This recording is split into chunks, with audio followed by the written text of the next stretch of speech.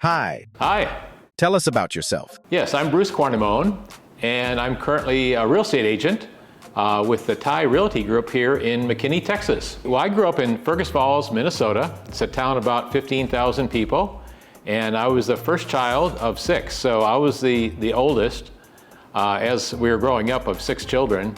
And my mom and dad both worked. My dad was a milkman. He delivered milk house to house for over 40 years. My mom started out working as a bank teller in the bank. And I just want to show you a picture here. This is a picture of our family, myself and my mom and dad, when I was very young. I'm not sure how old I was here, but you can see my mom was a decorator. She got a very fancy coordination of the kitchen with that metal white and red table there. But I had a lot of fun growing up with 6 children in my family. Please, Bruce, tell us about the first job you had. Well, since my dad was a milkman, one of the first things I started doing when I was probably 5 or 6 years old was helping him on the milk route. So I would run up the houses with a glass bottle of milk and run back and go up and get the order from the customer and run it back. Here's a picture when I was actually with my kids' tennis shoes and blue jeans and white t-shirt that one of our customers took. So that was one of my summer jobs I had. And then simultaneously with that, then I started paper routes. So I was delivering papers house to house.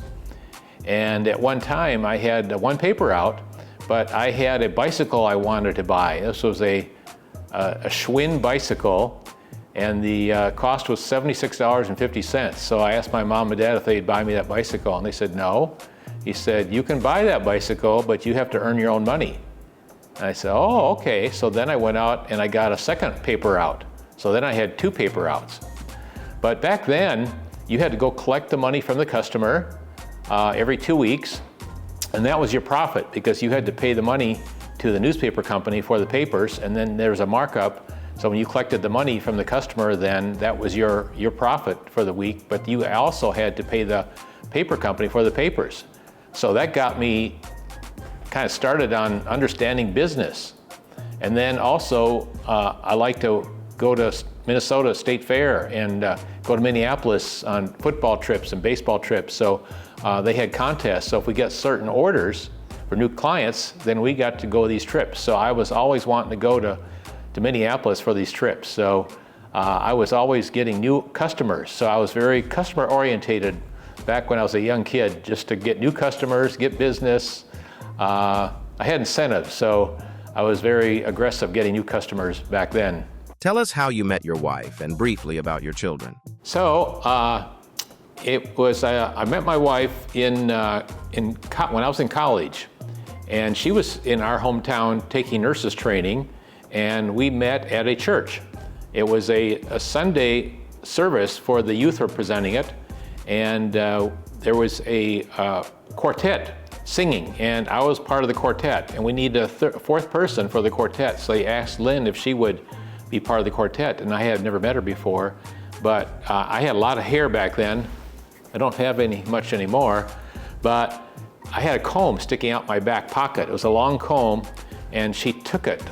She was standing behind me during our practice time, and she took it out of my pocket. So I turned around and I said, what did you do? She said, I took your comb. I said, can I have it back? She said, no. Oh man, I said. Well, anyway, that night I asked her after our practice, what do I have to do to get my comb back? And she says, take me out on a date. Well, I took her out on a date, and the rest is history. We dated for about a year and a half, and then we got married back in November 21st of 1970. And it's been a long time since we got married, but we've had a very wonderful marriage. We have 2 children, Jennifer, and now Jennifer lives in Minneapolis.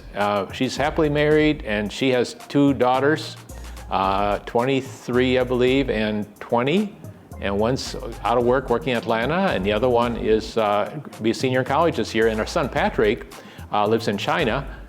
He's been there over 20 years. He's in the golf business over there. He's been married about 12 or 13 years, and they have a 10 and an 8 and a 5-year-old children living in China. And these wonderful grandkids of ours can speak both Mandarin and English. Tell us a little bit about your career and the places you have lived. So I started out, my first job was in Cedar Rapids, Iowa, and we were there, and we were married then. We had one daughter at the time.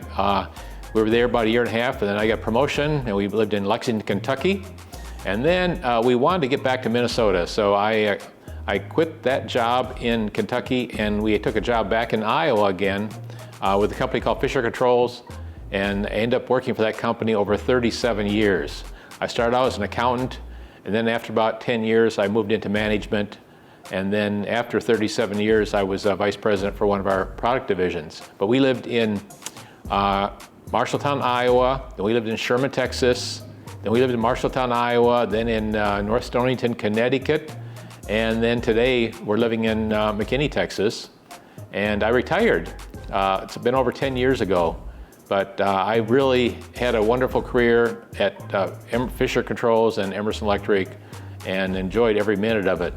But when I retired, I wasn't going to be just sitting back and not doing anything or going golfing and things like that, although I like that. So I started a business. I started Stonebridge Videography. And we started doing corporate and business videos, and then I got a drone, then I started doing real estate videos.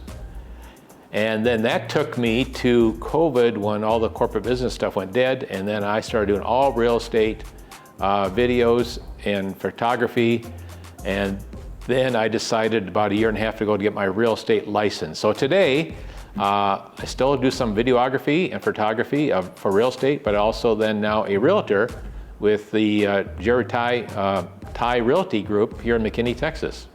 Why did you decide to go into real estate? That's a very good question.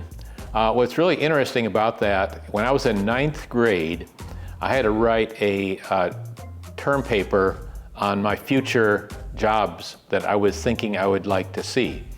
And so one of them was an accountant, one was a junior executive, one was a real estate agent, another one was a banker. And so what's interesting about that in 9th grade, and I still have those papers I wrote, is that I was an accountant, I was a vice president for our company, and then all of a sudden I'm a real estate agent. But what happened was, through my love for photography and video and drone, I started working with a lot of real estate agents in the Dallas-Fort Worth area and doing photography for their listings. But during that process, I met a lot of great agents. I met some not so good agents, and I decided, hey, I can do this. So like I say, about a year and a half ago, I really decided I wanted to get my license. So I canceled all my photography shootings, or I actually didn't cancel them. I just blocked out, so I wasn't going to do any for a couple months. And I took my classes at the Champions Real Estate School in Dallas and passed my real estate exam, and now I've been a real estate agent. And I love that because I get to meet people. I enjoy meeting people. I enjoy helping people.